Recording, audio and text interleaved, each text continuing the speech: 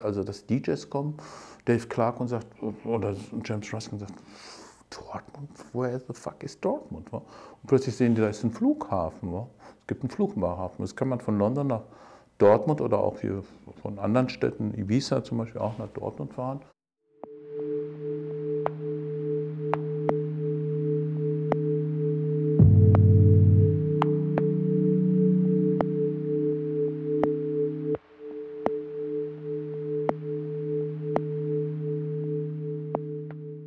Mein Name ist Dietmar Maria Hegemann, man nennt mich auch Dimitri Hegemann, weil ich meine Band hatte, die hatte einen russischen Namen, Leningrad Sandwich. Wir waren damals in West-Berlin, so eine halbbritische Band, machte so New Wave und so ein bisschen Susie and the Banshees, und unser Traum war immer, hinter der Mauer zu spielen, in dem großen sowjetischen Reich. Darum haben wir uns dieses Leningrad Sandwich genannt. Ja, es war eine tolle Band, aber irgendwann habe ich auch festgestellt, dass ich kein guter Musiker bin und bin dann von der Bühne hinter die Bühne gegangen. Wir sitzen hier in Dortmund im Tresor West, einer der schönsten Läden hier in Nordrhein-Westfalen. Da bin ich ganz stolz drauf. Und wir reden über das Gestern, über das Heute und über das Morgen. Ich komme gebürtig aus dem Dorf Büderich bei Werl, Werl mit W. Ich wusste nicht, dass Werl sehr berühmt war. Es ist ein Wallfahrtsort, streng katholisch, richtig katholisch. Also. Aber Werl hat auch das große Gefängnis gehabt. Da waren zum Beispiel die ganze RAF drin beheimatet. Das war mir gar nicht bewusst. Sonst haben wir eine tolle Basilika. Es gibt bei uns noch Wallfahrten. Also in diesem Umfeld wuchs ich auf. Dort bin ich dann zur Schule gegangen. Aber in meinem Dorf, da war die Welt wirklich in Ordnung. Es war halt sehr streng katholisch, wurde es halt programmiert, wo Messdiener, Fußballverein, Schützenfest, wo alles dabei war. Und das war einfach auch so das Problem, dass es eigentlich so gar kein Freiraum war. Und weil ich ein neugieriger Mensch bin, suchte ich nach so einem Freiraum. Ja, da musste ich dann dieses Koffer packen. Und dann bin ich über Münster, war ich noch ein Semester, und bin dann in das wunderbare West-Berlin gezogen. Ich bin so 78 gekommen, Tresor hat 91 gestartet. Also ich musste erst mal landen in Berlin, du kanntest ja niemand dort. Aber das Gute war, Berlin war so ein Sammelbecken für andere Leute, die ähnlich wie ich so Dorfaussteiger oder Dorfaussteigerinnen, die kamen auch alle, die auch irgendwo was Großes vorhatten, aber so keine Plattform fanden. Die traf man in Berlin und dann hat man so ganz naiv, weißt du, so organisch irgendwie sich unterhalten, getroffen, und das ist dann so gewachsen langsam. Dann hat man sich zum ersten Mal einen Milchkaffee getrunken. Was ist denn das so? Frühstückskaffee? Was ist denn das so? Oder dann in so Läden getroffen, wo dann irgendwie Bäckerei drauf stand und dann war dann Designer drin und so. Weißt du, das waren alles so völlig neue Erfahrungen. Auch die ersten Besuche in Hinterhöfen, diese großen Hinterhöfe oder diese Einschüsse noch hier. Diese Einschüsse überall, was ist denn, also ich war wirklich irgendwie wirklich begeistert, so ein bisschen blended by the lights. Und dann die Nachtkultur, also die Nachtmenschen haben mich interessiert. Da bin ich mal in so einen Laden gegangen, ich hatte wirklich überhaupt keine Ahnung, aber ich war neugierig und bin dann in so einen Laden gegangen, der hieß Belgisch Kongo. Da dachte ich, was ist das denn? Dann stand da ein Chinese hinterm Tresen mit so einer Matte und hatte einen Zylinder auf. Das war ein kleiner Kulturschock für mich. Also für uns Landprominenzen. Und so erlebte ich eine Überraschung nach der nächsten. Das war auch die Musik, die ich damals so hörte. Das war so die frühen Cure, weißt du, die ersten Alben, Joy Division, so 4/4-Takt. Dann New Wave war so die Musik. Dann aber auch Punk kam gerade auf. Punk, ja, da hatte ich.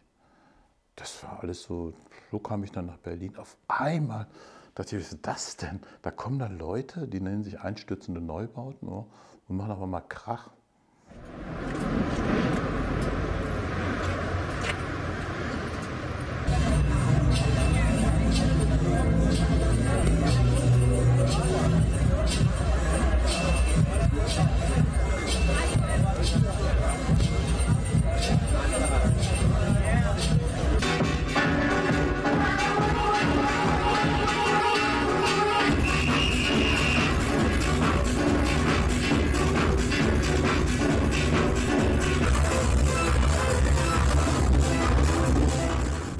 März 91 hatte sich dann die Welt geändert auch für uns. Wir haben den Tresor, die Location gefunden. Damals sprach sich das sehr schnell rum. Mensch, ich war da in so einem Club, das war ja völlig irre da in Berlin. Da war ja auch noch die Euphorie durch den Mauerfall. Da waren sehr viele Leute da. Starkes Interesse, internationales Interesse. Alle Kameras der Welt auf Berlin gerichtet.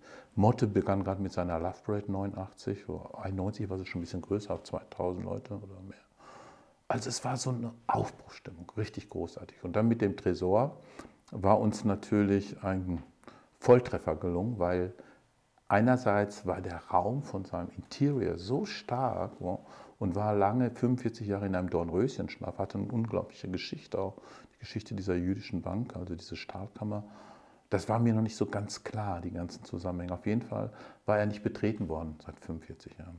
Und wir haben ihn dann geöffnet mit diesem neuen Vorhaben, mit diesem neuen Projekt. Aber wir haben, müsst ihr euch mal vorstellen, einen Vertrag unterschrieben. Wir wollten vielleicht eine Party machen für 3 Monate oder so. War egal, es gab kein Wasser, kein Strom, es gab nichts da.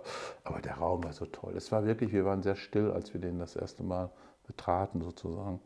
Keiner sagte mir was mit der Candlelight hier, mit dem Feuerzeug. Wow, da waren wir wirklich so berührt auch. Und alle waren berührt.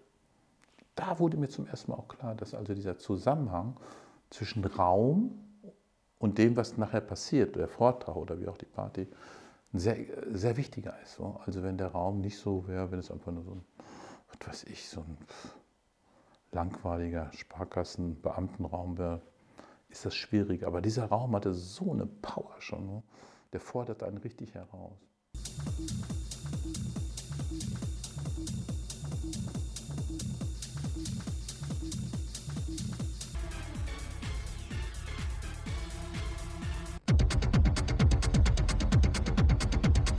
Aber was mich getrieben hat, war die eigene Herausforderung, ob es möglich ist, in einer Stadt etwas aufzubauen, das die Erfahrungswerte Berlins nutzen kann. Und da bin ich aber gleich an Grenzen gestoßen, die ich nicht kannte. Das waren zum Beispiel die Auflagen in dieser Stadt. Es gab eine Sperrstunde, das wusste ich nicht. In Berlin gab es das nicht, seit 70 Jahren, seit 49 nicht. Dann gab es hier gewisse Steuern, dann gab es eine schwierige Verkehrsanbindung hier. Und dann wusste ich überhaupt nicht, ob Techno noch ein Thema hier ist. Hier, je war. Ich habe mir so einen kleinen Streifzug gemacht mit meinem Team durch gewisse Clubs, aber ich habe nicht so den wahren. In Dortmund eigentlich gar nichts gefunden. Essen und Bochum waren wir noch unterwegs. Und Hintergrund war auch, dass wir das Ruhrgebiet nie wahrgenommen haben in Berlin. Wir waren so ein bisschen arrogant. Also wer aus dem Ruhrgebiet kam und was drauf hatte als Künstler, der wohnte schon in Berlin. Aber wir haben nie, glaube ich, jemand aus Dortmund gebucht oder so. Oder Essen. Ich habe auch meine Bookernummer. Gibt es da überhaupt? Also es war irgendwie so ein weißer Fleck, ich weiß auch nicht. Ich komme zwar aus NRW, aber war nichts. Da war irgendwie nichts, gerade nicht in diesen Städten. Das war auch nochmal so ein Punkt. Dann dachte ich so ein bisschen, mein Gott, vielleicht, die Leute gibt es bestimmt, aber da gibt es keine Bühne. Lass uns das mal überlegen, wenn wir eine Bühne machen. Ich bin ziemlich überzeugt, das Potenzial an Leuten ist da, ob das nicht geht. Und das Wesentliche war für mich natürlich wieder die Raumfrage. Wie sieht der Raum aus? Wie gestalten wir den Raum? Hat er überhaupt diese Qualität? Ich bin da durchgegangen und habe festgestellt, der Raum hat die Qualität. Ich mag ja so Ruinen, ich mag ja diese Transformation von Industrieräumen, Gebäuden in Kulturräume. Also das war schon ein Abenteuer, das zu bauen und dann auch mit den Behörden, dieses Stress. Ich habe mehr Zeit bei den Behörden verbracht oder in Gesprächen, denen zu erklären, dass eine Nachtkultur für eine Stadt ein wichtiges Marketing-Tool sein kann. Und dass so ein Club im Grunde Menschen versammelt, die nachts nicht schlafen können oder die Spaß haben nachts und die vielleicht auch neue Ideen für die Stadt mitbringen, dass die im Grunde so eine kleine Mikrokultur außerhalb des Clubs auch aufbauen können. Weißt du, dass es der Infrastruktur der Stadt auch dienen kann. Also dass Leute, die hier drin sind, dazu ermutigt werden, ich will auch dabei sein, ich mache mit, ich werde vielleicht auch irgendwas aufbauen, was mit dem Club zu tun hat. Vielleicht eine Bar oder eine Eisdiele oder ein Café, ein Restaurant, eine Galerie, ein Hostel oder so. Ich finde das gut, ich fühle mich hier wohl. Also das war so die Idee, dass man so eine kleine Nachtszene aufbaut mit Menschen, die hier sind. Also das Potenzial von hier oder von der Umgebung. Das war immer so eine Herausforderung, ob das geht. Also Tresor West als Testballon.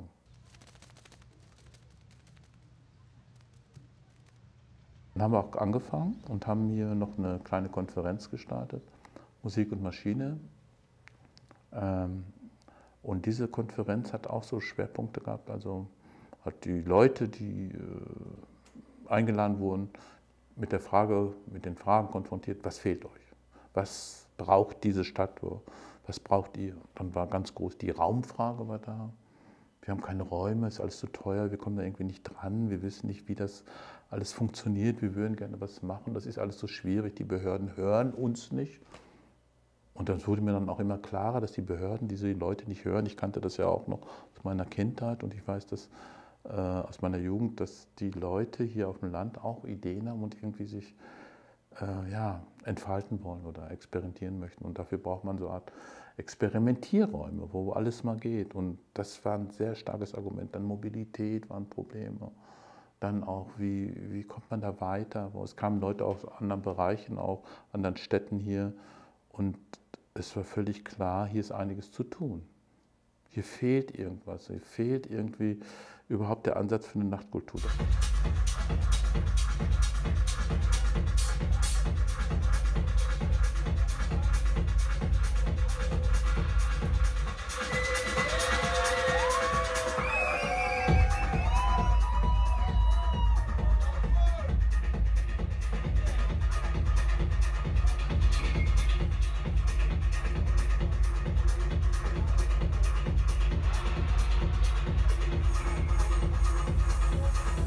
Das hat mich natürlich wieder ermutigt, hier weiterzumachen. Und dann habe ich auch gleich ein starkes Programm aufgefahren. Ich habe sehr viele DJs aus, die in Berlin spielten, hierher geholt oder gleich hergeholt. Das ging auch richtig gut ab.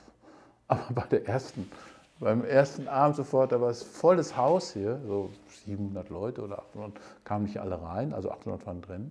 Und auf einmal hieß es 5 Uhr Feierabend oder 5:30 Uhr. Was? Was ist denn das? Da war gerade Bombenstimmung. Das war erstmal ein gutes Zeichen, dass Bombenstimmung war. Man feiert hier im NRW genauso wie in Berlin. Aber dass man alle rausschmeißen musste, wo kein Bus fährt und kein Zug da steht, das habe ich nicht verstanden. Das hat mich richtig genervt. Ich habe teilweise nachts noch irgendwie versucht, den Bürgermeister herzurufen, dass wir weiter feiern können. Auch Silvester war das so.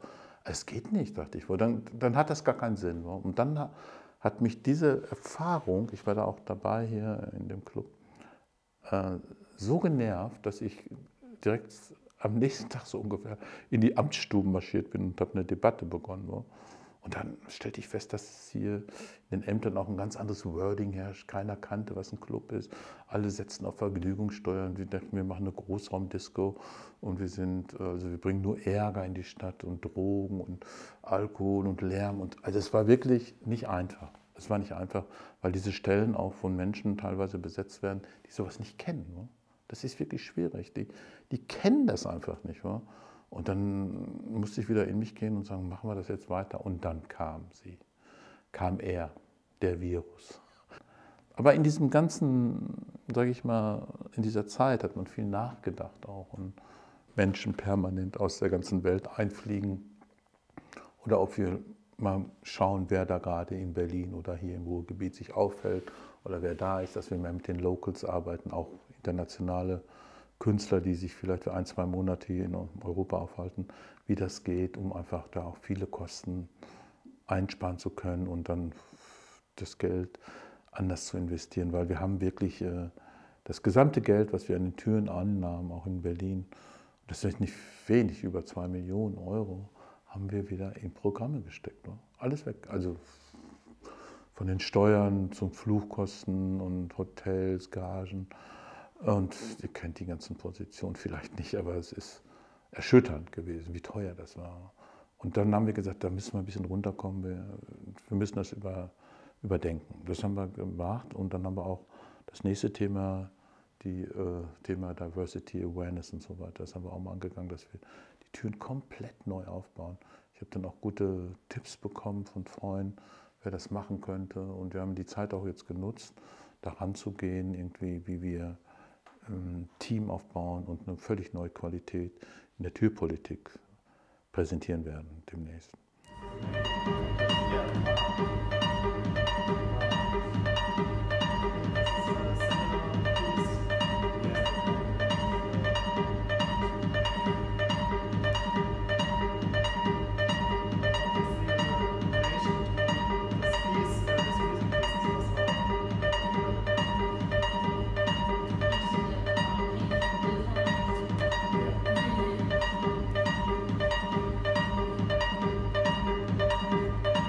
Vor kurzem fand hier im Tresor West eine Ausstellung statt mit dem Titel Can't Get You Out of My Head.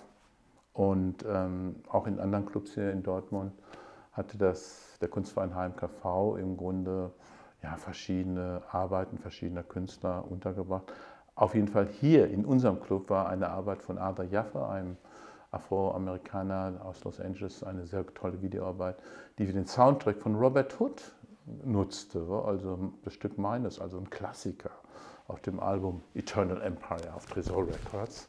Bin ich ganz stolz. Ich meine, 1995, immerhin 26 Jahre. Wie alt warst du, der jetzt zuschaut, als wir das Album auf den Markt brachten? Also es war wirklich ich muss echt sagen, 1995 war ein ganz besonderes Jahr für Produktion und dieses Album Eternal Empire kann ich jedem empfehlen, der auch Minimal Music mag. Und das passte wirklich sehr gut zusammen. Und ich fand es auch gut, dass dieser Raum sich plötzlich auch als Kunstraum, als Galerie entpuppte und auch seine Qualität zeigte. Also man konnte durch den Raum wandern und das ist auch eine tolle Sache. Also man kann so einen Club multifunktional nutzen. Ne? Die Kunst kann hier einziehen, völlig verschiedene Kunstformen, nicht nur das Nightclubbing, die elektronische Musik, sondern wir können hier auch, kann ich mir sehr gut vorstellen, andere Kunstformen hier, von Lichtinstallationen bis zur Literatur, ist hier willkommen und das passt. Man muss sich nun mal auf den Weg machen, sich den Raum hier anschauen. Und ja, ich denke auch, dass wir so eine Allianz demnächst auch mit anderen Schulen hier angehen, Kunsthochschulen, also Düsseldorfer hier, die wollen draußen im Garten Skulpturen bauen, dann aber auch Folkwang-Universität will mit den Fotografen und Fotografinnen hier demnächst vorstellig werden. Und das finde ich natürlich eine schöne Vorstellung, dass völlig verschiedene Kunstformen zusammenkommen und sich hier in dieser Unterwelt begegnen und ja, die Leute unterhalten. Also der Club im Grunde auch als Plattform für auch neue Ausdrucksformen, die wir noch gar nicht kennen oder mögen. Das finde ich eigentlich auch sinnvoll, weil schaut mal, also der Club wird ja eigentlich primär so am Wochenende genutzt, dann ab Mitternacht und unter der Woche ist eigentlich, steht er zur Verfügung. Wenn der Inhalt passt ins Konzept. Und da gibt es ja einiges.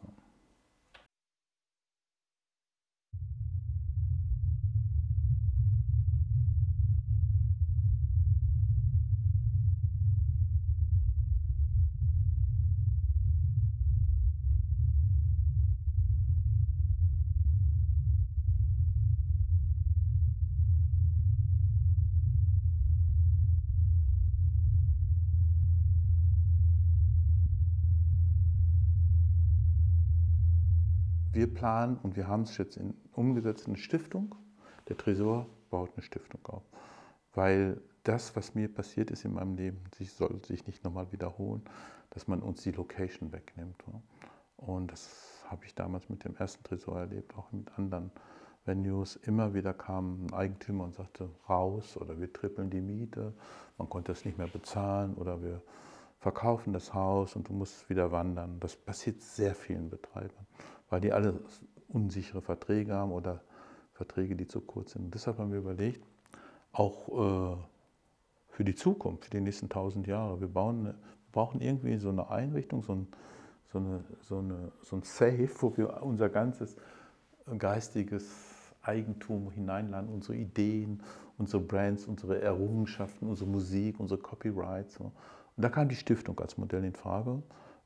Die heißt Tresor Foundation Berlin. Die gibt es schon, die ist schon eingetragen. Die Stiftung wird auch demnächst den Brand Tresor, der geschützt ist, übernehmen und dann den Leuten zur Verfügung stellen, die damit arbeiten. Die zahlen dafür eine Lizenz oder auch die Clubs, die Tresor, das Kraftwerk, spenden von ihren Einnahmen einen großen Satz, also einen großen Teil des Gewinns für diese Stiftung, damit die weiterleben kann. Ich spreche auch mit anderen Leuten, zum Beispiel mit meinem Freund Mike Banks. Mike, stell dir mal vor, irgendwas passiert. Du machst das jetzt 30 Jahre. Du hast einen Unfall. Du bist das Mastermind of Underground Resistance. Was machst du dann? Was ist dann Underground Resistance? Ist das dann vorbei oder so? Das wäre doch schade. Wir müssen den Brand schützen irgendwie. Oder auch dein gesamter Katalog. Mike sagte, mein Gott, ich drehe mich im Grabe um. Ich sehe das schon, dass meine Verwandtschaft, wenn es mir mal was zustößt, alles für wenig Geld, für $50 verkauft. Ich will den Katalog zusammenhalten. Und ich sage, ja, die Stiftung, die Foundation wäre vielleicht eine Lösung. So überlegen die auch das, dass wir den Weg gehen können, um diesen Brand, um diese Idee, diese Haltung, dieses gemeinsam aufstehen, was machen, eine Gegenkultur schaffen, dass das noch 1000 Jahre anhält.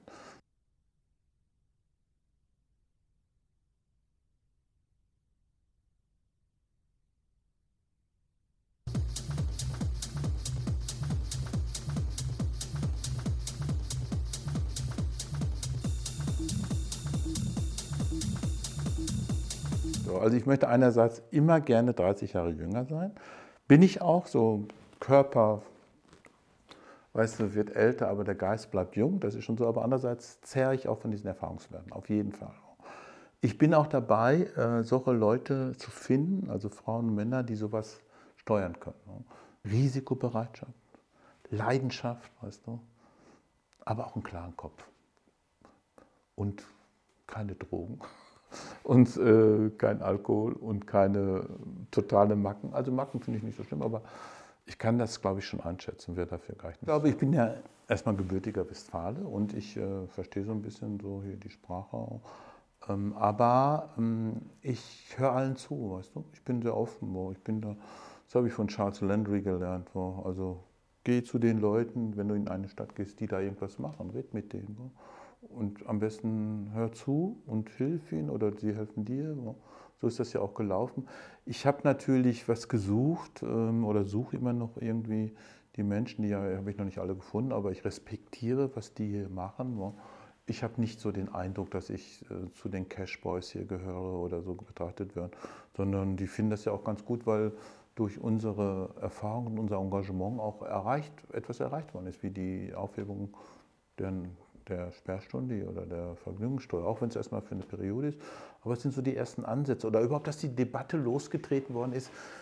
Wir haben die Chance, wir haben das Potenzial, hier in Dortmund auch was zu machen. Der Bürgermeister ist angefixt, wo der sagt, wir geben jetzt den jungen Kreativen Raum und wir hören ihnen zu. Das ist neu. Wir haben jetzt einen Nachtbürgermeister eingestellt. Chris heißt er und fand ich einen sehr netten Kerl. Mit dem kann man reden, so als Moderator zwischen Verwaltung und Clubkultur. Also ich hatte tatsächlich im vergangenen Jahr oder vor 2 Jahren ein Klassentreffen von der Grundschule. Also das hieß früher Volksschule. Erster Jahrgang bis 4. Schule. Das war schon, das Phänomen war, dass du sofort jeden wiedererkannt hast. So. Irgendwie verändert, ein bisschen runder, aber du kanntest jeden wieder und es war auch sofort so eine Du-Stimmung und das war toll irgendwie. Aber dann haben wir auch ein paar Fotos gemacht am Ende, so im Handy und so. Ich habe mir auch gedacht, um Gottes Willen, jetzt weißt du, wie alt du bist und so. Oh Gott, das war wirklich erschütternd. Also ich kann das niemandem empfehlen, zu Klassentreffen zu gehen, weil dann brechen Welten zusammen. Das war schon heftig. Also wenn die wüssten, eine Nacht im Ohm oder so, die würden sagen, um Gottes Willen. Ich kann dann immer nur sagen, ich arbeite so mit der Kultur und mache so Produktion, ach so, Theater und so, ja, auch manchmal die Fernsehkamera, ganz wichtig, ja, alles gut, dann sind die auch zufrieden. So, und jetzt können wir mal über Frösche sprechen oder über einen Radwechsel. Letzte Woche ist mein VW, braucht neue Reifen, weißt du, dann erzählen wir im Dorf über so ganz einfache Themen, das ist auch sehr erholsam. Aber was wir so machen, also auch in Berlin oder auch hier, das sind ja im Grunde so Nischen. Weißt du? Wir bewegen uns in Nischen, in Blasen. Das ist ja nicht das große Mainstream-Theater. Das sind die kleinen Zellen, aber das sind da wo diese Kulturtumore sich ausweiten können. Hier passiert es, weißt du, hier geht was los.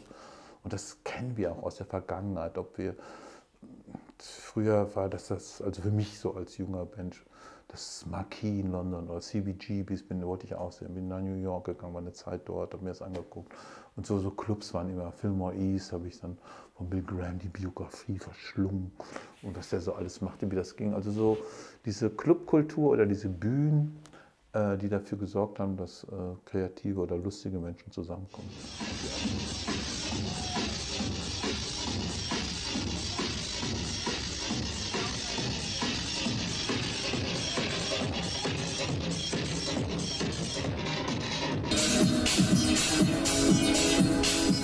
Weil es hat sich viel getan. Es hat sich nämlich viel getan, zum Beispiel, dass auch die aktuelle Debatte darum geht, dass der Club, der sonst immer als Vergnügungsstätte gesehen wird, jetzt eine Kulturstätte ist. Er wird anders betrachtet. Der Booker eines gut kuratierten Programmes steht auf derselben Stufe wie ein Theaterintendant. Und das ist wichtig. Es geht auch wieder um Wertschätzung, um Respekt. Das ist eine völlig neue Erkenntnis, dass diese Nacht diese neuen Qualitäten in sich trägt und dass jede Stadt da eigentlich von partizipieren könnte. Die Hauptstadt hat es vorgemacht. Und das könnte andere Leute inspirieren. Es könnte wirklich so ein neues, wie ich sagte, so ein neues soziales Unternehmertum entstehen, was allen Städten eigentlich gut tät. Dann wäre ich auch nicht weggezogen und wäre in meinem Werk geblieben. Gut, Werl ist zu klein, aber sage ich mal, die nächste Stadt hätte es vielleicht geschafft. Wir waren ja immer der sicherste Club der Welt, weil diese Stahlkammer 1,50 Meter, so dick waren die Wände hier, diese Distung. Und wir haben dann gefeiert und es ging dann immer bis sonntags, mittags, dann sind die Leute weiter ins E-Werk gezogen oder woanders und dann war abgeschlossen. Und dann sind wir so Mittwoch wieder hingegangen, so geguckt. Und dann hatten wir diesen Abend für diese New Faces, oder wollten wir es vorbereiten. Wir kommen da hin damit, wir gucken auf die Tür. Melden Sie sich in der Jägerstraße bei der Polizeiwache, wir mussten Ihren Club öffnen. Alles so, weil wir waren gar nicht angemeldet. So. Naja, und dann, Regina, du musst da hingehen, wir können das nicht hingehen. Ich hatte auch Schiss. So. Ich dachte, die Nachtmanager, vielleicht haben die Drogen und dann nicht da. Wieso haben die Tür geöffnet? Was ist da passiert? Also, sie geht dahin, kommt nach einer halben Stunde wieder und erzählt die Geschichte. Der Hintergrund war, wir hatten jemanden vergessen und eingeschlossen. Eine Frau, weißt du. Die Frau war aber ganz cool. Die hatte da geschlafen und ist dann am irgendwie Montag wach geworden. Hat dann erstmal die Musik aufgedreht, die Nadel lief immer noch, so ungefähr, und hat den ganzen Früchte von der Bar, von den Cocktails, hat sie alle gegessen. Und dann hat sie hat einfach den Club aufgeräumt, sie hat geputzt. Sowas gibt es auch. Der ganze Club war blitzeblank sauber. Also am Dienstag wurde sie dann ein bisschen mulmig, dann hat sie auch nochmal eine gute Session gemacht und dann hat sie am Mittwoch, Mittwoch nachts hat sie dann die Polizei gerufen, irgendwie ist ins Büro gegangen, 110, und die haben die dann befreit. So. Die mussten den sichersten Club der Welt dann knacken, so ungefähr.